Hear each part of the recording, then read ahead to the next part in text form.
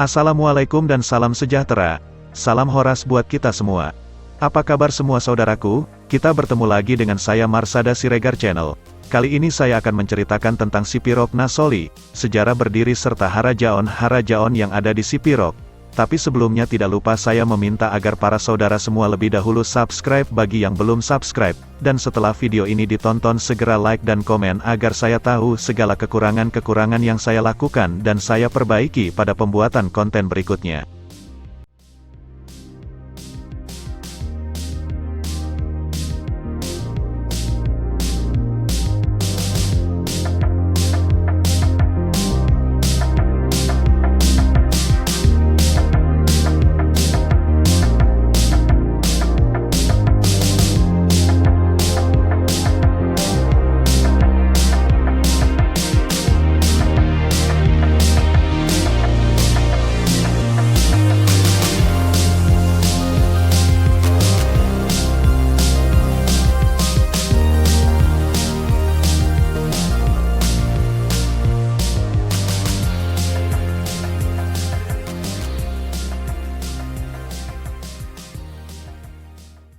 Sipirok Nasoli. Setelah terbentuknya sejumlah komunitas dalam kampung-kampung kecil di kawasan Sipirok, pada perkembangan selanjutnya tumbuhlah 3 kesatuan politik tradisional berupa 3 kerajaan lokal di kawasan Sipirok. Ketiga kerajaan tersebut berperan memegang kekuasaan adat dan penyelenggara pemerintahan atas semua komunitas yang menempati kampung-kampung yang sudah berkembang di kawasan Sipirok dan juga yang berkembang kemudian di kawasan Saipar Dolok Hole. Masyarakat Sipirok menyebut ketiga kesatuan politik yang berupa kerajaan lokal itu sebagai Harajaon Natolu, kerajaan yang 3.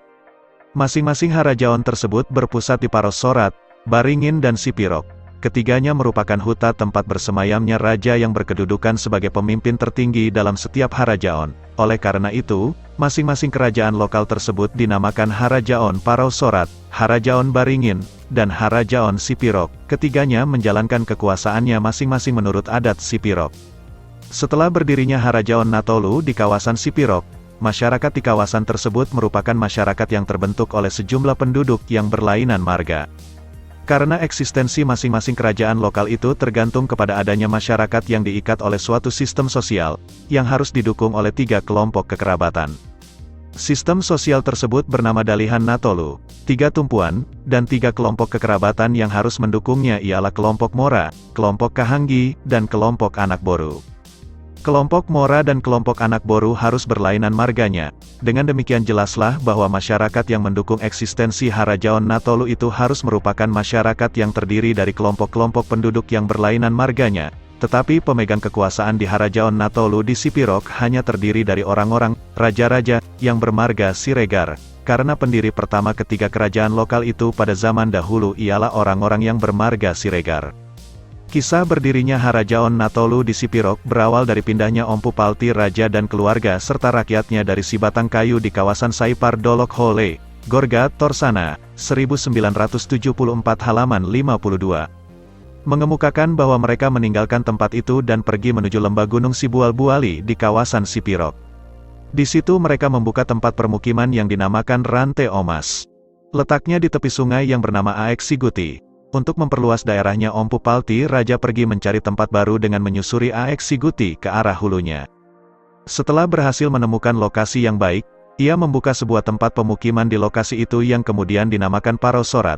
Pada kesempatan lain Ompu Palti Raja pergi pula lagi mencari tempat yang baik untuk dijadikan lokasi pemukiman. Ia menyusuri sungai yang bernama Aek Mandurana.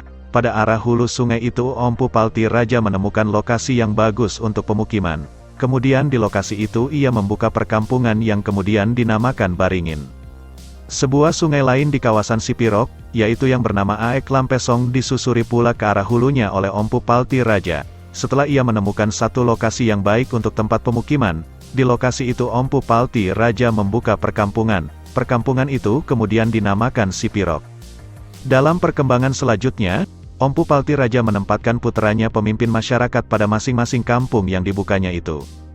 Di Parosorat ia tempatkan puteranya yang bernama Sayur Matua. Puteranya yang bernama Ompu Parlindungan diberinya kedudukan di Baringin. Sedangkan putranya yang bernama Ompu Nihatunggal diangkatnya menjadi pemimpin di Sipirok. Di bawah pimpinan ketiga putra Ompu Palti Raja tersebut, Lama-kelamaan berkembanglah Parau Sorat, Baringin, dan Sipirok menjadi 3 kerajaan lokal. Dalam tradisi masyarakat Sipirok ketiganya disebut Harajaon Natolu.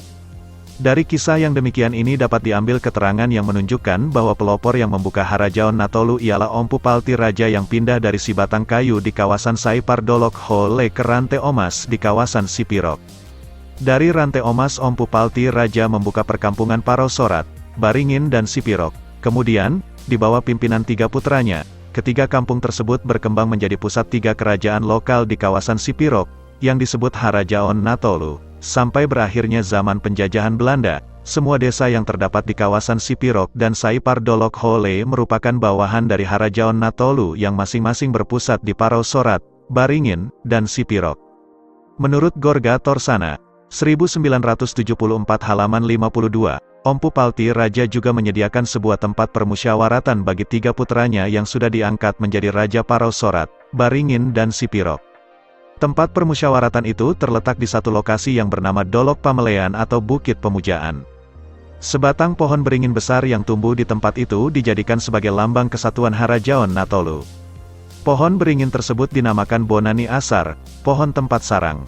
Dahulu, apabila ada sesuatu hal yang perlu dibicarakan oleh raja-raja dari Harajaon Natolu, mereka akan bertemu dan bermusyawarah di tempat yang bernama Dolok Pamelean atau Bonani Asar itu. Setiap keputusan penting yang menyangkut kehidupan masyarakat Sipirok pada masa lalu, harus dibuat melalui musyawarah, yang diselenggarakan di Bonani Asar oleh raja-raja dari Harajaon Natolu. Kadang-kadang Bonani Asar itu disebut orang juga Asar Ni Hak, sarang burung gagak. Sutan Pangurabaan, 1925 halaman 7-10, mengemukakan versi lain tentang kisah atau berdirinya Parau Sorat, Baringin dan Sipirok yang kemudian menjadi pusat Harajaon Natolu. Dalam hal ini Sutan Pangurabaan mengungkapkan bahwa keluarga Ompu Palti Raja yang berdiam di si batang kayu, merasa keadaan di tempat itu tidak menyenangkan. Oleh karena itu mereka meninggalkan si batang kayu dan berangkat menuju kawasan Sipirok. Setelah tiba di kawasan tersebut mereka membuka tempat pemukiman yang dinamai Tambatan Gajah. Letaknya tidak jauh dari sungai yang bernama Aek Siguti. Sesudah sekian lama menetap di Tambatan Gajah, pada suatu hari dalam tahun 1400-an, 3 orang putra Ompu Palti Raja, masing-masing yaitu Sayur Matua, Ompu Parlindungan dan Ompu Ni Hatunggal menyelenggarakan musyawarah bersama para kerabat mereka yang ada di Tambatan Gajah. Pada masa itu ayah mereka Ompu Palti Raja sudah meninggalkan Harajaon Natolu dan pergi kembali ke Saipar Dolok Hole. Musyawarah tersebut bertujuan untuk membicarakan rencana pembukaan pemukiman baru bagi keluarga mereka yang semakin banyak jumlahnya. Pada kesempatan itu Ompu Parlindungan dan Ompu Ni Hatunggal mengemukakan pesan yang pernah disampaikan oleh ayah mereka Ompu Palti Raja ketika ia masih bersama mereka. Menurut pesan itu, apabila pada suatu waktu mereka, para putra Ompu Palti Raja, menemukan satu kawasan yang merupakan binangan Natolu atau tempat bertemunya 3 buah sungai, kawasan itu baik untuk mereka membuka banua atau kerajaan. Sesuai dengan isi pesan Ompu Palti Raja itu, maka ketiga orang putranya itu memutuskan agar masing-masing pergi mencari tempat yang baik untuk mendirikan banua di kawasan Sipirok yang merupakan tempat bertemunya 3 buah sungai. Atas keputusan musyawarah, Sayur Matua, putra sulung Ompu Palti Raja, berangkat meninggalkan Tambatan Gajah dengan membawa anak borunya yang bermarga Pohan. Mereka menyusuri Aek Siguti ke arah hulunya. Pada satu tempat mereka bertemu dengan 2 buah sungai, yaitu Aek Sirangkiang dan Aek Sosopan. Kemudian rombongan mereka mendaki ke arah kanan dan menemukan dataran luas. Di tempat itu mereka berhenti dan membuka pemukiman yang kemudian hari dikenal sebagai Kampung Rantai Omas.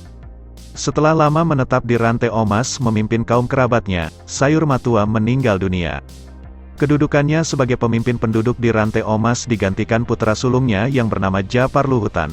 Putra kedua Sayur Matua yang bernama Bauk Guluan kemudian meninggalkan Rantai Omas dan pergi membuka perkampungan baru. Perkampungan yang dibuka oleh Bauk Guluan itu kemudian dikenal sebagai Desa Sialagundi. Putra Sayur Matua yang bungsu, yaitu Datu Sangiang juga meninggalkan Rantai Omas. Ia membuka pemukiman baru yang bernama Sabatolang. Japar Luhutan yang menetap di Rantai Omas mempunyai putra yang bernama Datu Balemun. Di kemudian hari Datu Balemun meninggalkan Rantai Omas. Ia pergi membuka perkampungan baru yang kemudian dikenal sebagai Parau Sorat. Setelah meninggal dunia, Datu Balemun digantikan oleh anaknya Sutan Sinomba Sinoru sebagai raja di Parau Sorat. Sutan Sinomba Sinoru mempunyai adik yang bernama Guru Laingan. ia meninggalkan Parau Sorat dan pergi membuka perkampungan baru yang kemudian bernama Muara Siregar. Letaknya tidak begitu jauh dari Parau Sorat.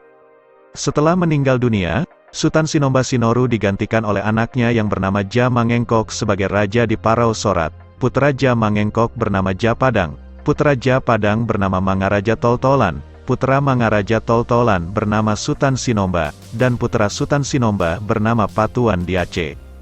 Ompu Parlindungan, yaitu putra kedua Ompu Palti Raja, berangkat pula meninggalkan Tambatan Gajah dengan membawa kahangginya. Rombongan mereka berjalan ke arah hilir Aek Siguti. Kemudian rombongan tersebut mendaki ke arah kiri dan melintasi tempat yang berbukit-bukit. Lalu mereka tiba pada satu lembah tempat bertemunya dua buah sungai, yaitu Aek Batu Tunggal dan Aek Godang. Tidak jauh dari tempat pertemuan dua sungai tersebut Ompu Parlindungan dan rombongannya membuka tempat pemukiman, yang kemudian bernama Hasona. Di tempat itulah Ompu Parlindungan menetap sampai ia meninggal dunia. Salah seorang keturunan Ompu Parlindungan, namanya tidak disebutkan oleh Sutan Pangurabaan, meninggalkan Hasona untuk membuka pemukiman baru di tempat lain. Tempat pemukiman yang baru itu kemudian berkembang dan dikenal dengan nama Baringin. Putra Sutan Parlindungan yang bernama Ompu Doro juga meninggalkan Hasona dan membuka perkampungan baru yang bernama Liang. Saudara Ompu Doro yang bernama Jamar Merong pergi pula membuka tempat pemukiman baru yang bernama Batu Horpak. Adik dari Jamar Merong yang bernama Jamanguhup membuka pula perkampungan baru setelah meninggalkan Hasona. Perkampungan yang dibukanya itu bernama Padang Bujur. Putra keempat dari Ompu Parlindungan bernama Ompu Lintong Soruon. Ia juga meninggalkan Hasona dan pergi membuka perkampungan yang kemudian dikenal sebagai Bunga Bondar. Putra bungsu Ompu Palti Raja yang bernama Ompu Niha Tunggal, adik dari Sayur Matua dan Ompu Parlindungan, menetap di Tambatan Gajah untuk memimpin sanak keluarganya yang tetap tinggal di kampung itu. Ompu Niha Tunggal berputra 3 orang, masing-masing adalah Sutan Mula Sontang, Badia Raja dan Jahatunduhan. Badia Raja kemudian meninggalkan Tambatan Gajah dan membuka tempat pemukiman yang bernama Sidangar-Dangar. Adiknya yang bernama Jahatunduhan juga meninggalkan Tambatan Gajah. Ia membuka perkampungan yang bernama Pagaran Padang. Menurut kisah yang ditulis Sutan Pangurabaan, putra sulung Ompu Niha Tunggal yang menetap di Tambatan Gajah, yaitu yang bernama Sutan Mula Sontang, pada suatu hari pergi mencari ikan dengan menyusuri sungai yang bernama Aek Lampesong ke arah hulunya. Sutan Mula Sontang ditemani oleh seorang kerabatnya yang bernama Ompu Nigende. Karena terlalu asyik menangkap ikan, Sutan Mula Sontang dan Ompu Nigende kemalaman pada suatu tempat di hulu Aek Lampesong. Mereka berdua terpaksa tidur di tempat itu. Dalam tidurnya Sutan Mula Sontang mendapat mimpi. Dalam mimpinya itu ia melihat tubuhnya dikerumuni serangga tande-tande atau anai-anai.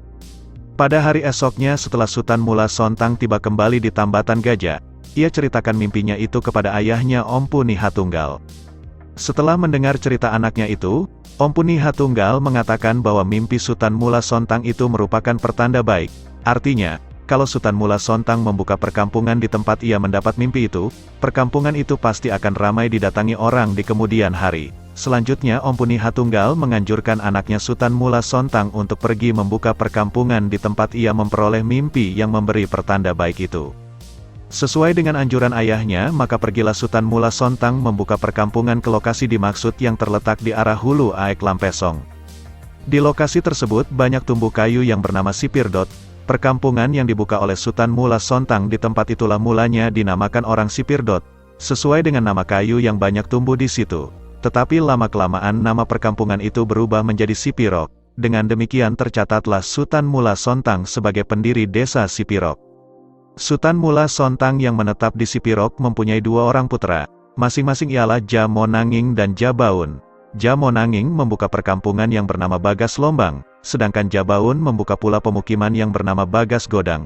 Kedua perkampungan tersebut berdampingan letaknya dengan perkampungan Sipirok yang dibuka oleh ayahnya mereka itu. Ja Baun berputra 3 orang, masing-masing ialah Sutan Parlindungan, Ja Mandage dan Ja Holbung. Di kemudian hari Sutan Parlindungan membuka perkampungan yang dikenal dengan nama Bulu Mario. Adiknya Ja Mandage juga membuka sebuah perkampungan yang bernama Paske, dan adiknya Ja Mandage yang bernama Ja Holbung membuka pula sebuah tempat pemukiman yang dikenal dengan nama Aek Latong. Demikianlah kutipan kisah yang menceritakan tentang pembukaan kampung Parau Sorat, Baringin dan Sipirok. menurut versi yang dikemukakan oleh Sutan Pangurabaan, setelah berkembang ketiga kampung tersebut menjadi pusat dari Harajaon Natolu pada masa yang lampau di Sipirok. Mendahului kisah versi Sutan Pangurabaan di atas, sudah diuraikan kisah menurut versi Gorge Tersana Siregar. Dengan mengemukakan kedua versi tersebut, terbuka jalan untuk mendapat dua macam bahan yang bisa dibandingkan. Baik versi yang dikemukakan oleh Gorge Tersana Siregar, maupun versi yang dikemukakan oleh Sutan Pangurabaan, keduanya sama-sama bersumber pada cerita lisan yang hidup di tengah masyarakat Sipirok. Versi Gorge Tersana Siregar dituliskannya pada tahun 1974, sedangkan versi Sutan Pangurabaan dituliskannya pada tahun 1925. Dengan demikian antara keduanya terdapat jarak masa penulisan selama hampir 50 tahun. Adalah wajar kalau kisah yang dikemukakan oleh Gorge Tersana Siregar dan Sutan Pangurabaan mengandung sedikit perbedaan dalam beberapa hal, karena perbedaan versi merupakan ciri yang menjadi sifat kisah-kisah tradisi lisan. Perbedaan antara kedua versi tersebut terletak pada tokoh yang dikemukakan sebagai cikal bakal yang membuka Parosorat, Baringin dan Sipirok, yang kemudian hari menjadi Harajaon Natolu. Menurut Gorge Tersana Siregar, cikal bakal yang membuka ketiga desa tersebut ialah Ompu Palti Raja. Sedangkan menurut Sutan Pangurabaan, yang membuka desa Parosorat ialah Datu Balemun, yaitu keturunan Ompu Palti Raja dari anaknya yang bernama Sayur Matua. Cikal bakal yang membuka Baringin ialah seorang keturunan Ompu Palti Raja dari anaknya Ompu Parlindungan, dan cikal bakal yang membuka desa Sipirok ialah Sutan Mula Sontang, yaitu keturunan Ompu Palti Raja dari anaknya yang bernama Ompu Ni Hatunggal. Dari uraian Sutan Pangurabaan, 1925 halaman 59, dapat diketahui bahwa cikal bakal yang membuka Parosorat, yaitu Datu Balemun, sebelumnya bertempat tinggal di Rantai Omas. Sedangkan cikal bakal yang membuka desa Baringin, sebelumnya bertempat tinggal di Hasona. Dan cikal bakal yang membuka desa Sipirok yaitu Sutan Mula Sontang sebelumnya bertempat tinggal di Tambatan Gajah. Keadaan ini menunjukkan Rantai Omas, Hasona dan Tambatan Gajah lebih dahulu berdiri dari Parosorat, Baringin dan Sipirok. Dari semua tempat pemukiman dan kampung tersebut, yang pertama didirikan adalah Tambatan Gajah. Tempat pemukiman yang bernama Tambatan Gajah Aeksiguti, dibuka oleh Ompu Palti Raja dan keluarganya setelah mereka meninggalkan tempat pemukiman yang bernama Sibatang Kayu di kawasan Saipar Dolok Hole. Pada waktu anak Ompu Palti Raja yang bernama Ompu Ni Hatunggal bertempat tinggal di Tambatan Gajah, Siguti, saudaranya yang bernama Sayur Matua bertempat tinggal di Rantai Omas dan saudara mereka yang bernama Ompu Parlindungan berdiam di Hasona, Batu Tunggal, tempat mereka bermusyawarah ialah Rantai Omas. Tetapi setelah Parosorat, Baringin dan Sipirok berkembang menjadi pusat pemerintahan Harajaon Natolu menurut Sutan Pangurabaan, tempat bermusyawarah raja-raja dari ketiga kerajaan lokal tersebut ialah satu tempat yang dinamakan Asar Ni Hak, Sarang Burung Gagak. Tempat tersebut berada di sebelah hilir Padang Matunggal yang sekarang. Tempat itu dinamakan Asar Ni Hak, Sarang Burung Gagak, karena di situ tumbuh sebatang pohon beringin besar dan di atasnya terdapat sarang burung gagak yang dalam bahasa, dialek, Sipirok disebut Asar Ni Hak. Sebagian besar dari tempat-tempat pemukiman, desa, yang dahulu dibuka oleh para keturunan Ompu Palti Raja seperti yang disebutkan di atas, sampai sekarang masih berdiri di kawasan Sipirok. Pada masa sebelum kemerdekaan yang memegang pimpinan di desa-desa tersebut ialah tokoh-tokoh yang bermarga Siregar, tetapi penduduknya terdiri dari berbagai marga antara lain marga Hutasuhut, Pane, Pohan, Harahap, Pulungan, Nasution dan lain-lain. Seperti dikemukakan di atas, Sutan Pangurabaan memperkirakan bahwa perkembangan desa-desa di kawasan Sipirok mulai terjadi sejak sekitar tahun 1400-an, yaitu sejak para keturunan Ompu Palti Raja yang bertempat tinggal di Tambatan Gajah, Siguti, mulai meninggalkan tempat tersebut untuk membuka tempat-tempat pemukiman baru. Dengan demikian dapat diperkirakan bahwa perkembangan masyarakat Sipirok sudah berlangsung sejak kurang lebih 6 abad yang lalu. Salah satu bukti yang telah ditemukan sebagai petunjuk bahwa desa-desa di kawasan Sipirok sudah berkembang sejak beberapa abad yang lalu ialah beberapa patung batu yang terdapat di desa Bunga Bondar. Patung-patung batu tersebut menunjukkan bentuk hewan yang menyerupai kucing. Ukurannya relatif kecil dan buatannya belum begitu halus. Penduduk setempat mengatakan bahwa tempat terletaknya patung-patung batu tersebut merupakan lokasi pekuburan dari zaman Pelebegu, zaman animisme. Untuk menentukan usia patung-patung tersebut masih diperlukan penelitian lebih lanjut. Selain di kawasan Sipirok, perkembangan desa-desa pada zaman dahulu terjadi pula di kawasan Saipar Dolok Hole. Desa-desa yang berkembang di kawasan tersebut pada gilirannya terintegrasi ke dalam wilayah kekuasaan Harajaon Natolu. Dengan kata lain, menurut sistem pemerintahan tradisional yang berlaku sampai pada zaman kolonial Belanda, masyarakat desa yang terdapat dalam kawasan Saipar Dolok Hole merupakan bahagian integral dari masyarakat Sipirok. Tetapi yang memegang peranan sebagai pimpinan di desa-desa yang terdapat dalam kawasan Saipar Dolok Hole pada masa yang lalu bukan hanya orang-orang yang bermarga Siregar, karena penduduk di kawasan tersebut mayoritas terdiri dari orang-orang yang bukan bermarga Siregar, seperti misalnya orang-orang yang bermarga Marpaung, Simanjuntak, Pasaribu dan lain sebagainya. Penduduk setempat yang tergolong satu keturunan dengan orang-orang bermarga Siregar ialah penduduk yang bermarga Ritonga. Sumber, dikutip dari buku Sipirok Nasoli, Biang Lala Kebudayaan Masyarakat Sipirok, dengan beberapa penambahan dan pengeditan oleh saya sendiri, Marsada Siregar.